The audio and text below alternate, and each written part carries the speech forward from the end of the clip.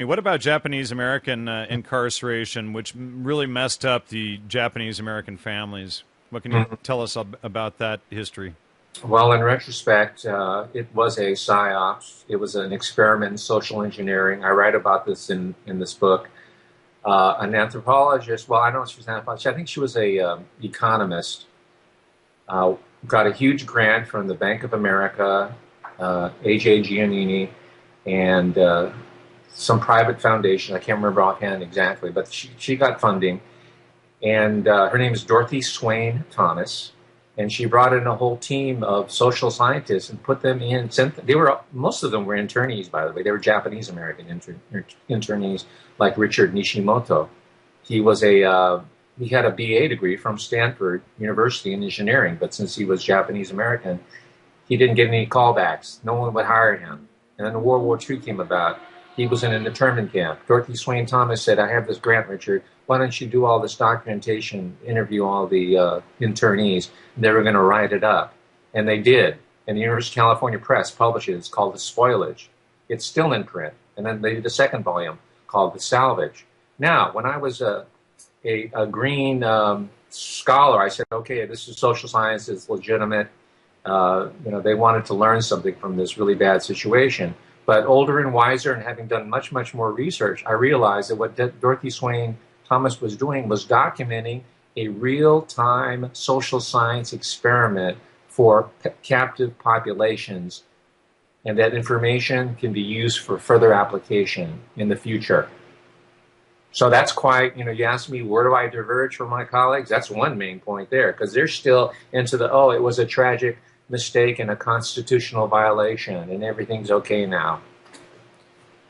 And that broke down generational ties and families at the canteen in these concentration camps. They would eat at the canteens in the concentration camps rather than as households, and then age groups ate with each other rather than as familial ties. Is that correct? You know this, yeah. That's an important feature and lesson that the social scientists and public policy community, if you want to call it that, came away with. And who knows? Maybe they took that and applied it to the welfare state in the 1960s. And say this is what we're going to do to the black family. Because when I was young, let me and they're trying to do it to the Latino families right now too. right, and let me just say that in the 1940s, the divorce rate of black families was like it was like 7 or 10%. Well, where I grew up, And now it's reversed. it's Like reversed. 7% stay married.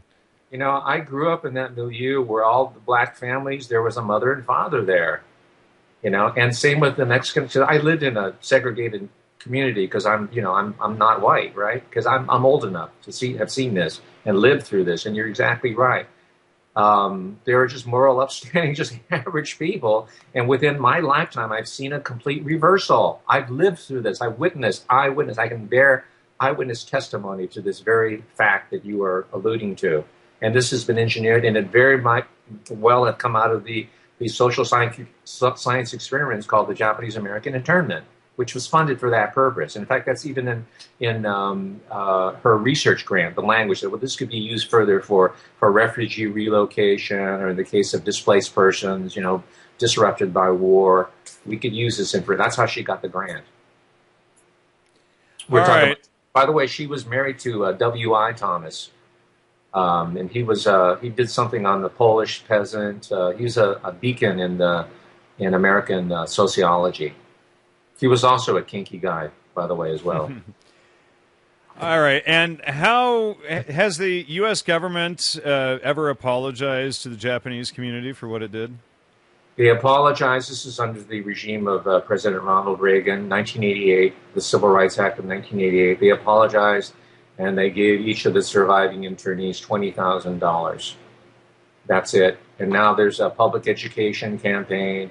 The U.S. Park Service is trying to spiff up the internment sites, and they're making it into sort of an exercise in nostalgia, historical nostalgia, rather than a very important learning point for today, for 2004, a warning saying to the American people, to the world, that yeah, we are having a global gulag being built around us, and we don't even know it. You're too busy going to riots and or football games or clubs, taking selfies of you and your buddies. That's where you're at. That's, and Yeah, you know, these, there's such distractions with the professional sports and all of that nonsense. uh, yeah, they can subsidize their own enslavement. It's a beautiful formula, don't you think? I mean, if one Well, was for them, not for, I mean, you know, it's very devious. I mean, they're clever in a sick, twisted, you know, sociopathic sense, but I'm sure, and they're sitting up there in the skybox, laughing at all the people below, indulging themselves in these you're probably right. So, how has the door been open for mass internment? Speaking of, Well, it's not gated anymore. It's not just a physical location, but we're swimming it, we're bathing in it. Drones, biochemical, food, water, bioengineering. It's omnipresent now. Almost, not quite, but it's getting there.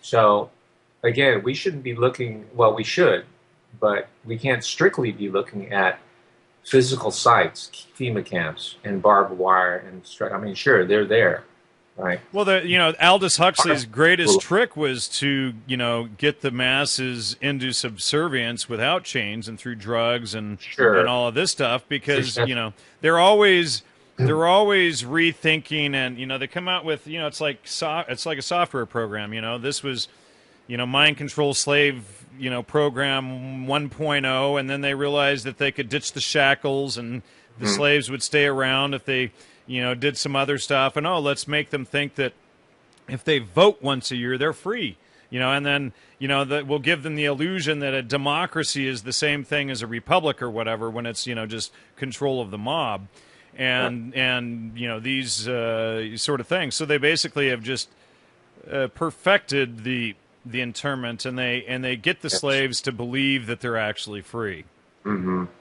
I mean, if you're sitting in front of a high definition television for 12 hours a day, are you not a slave? Yeah, I would say so.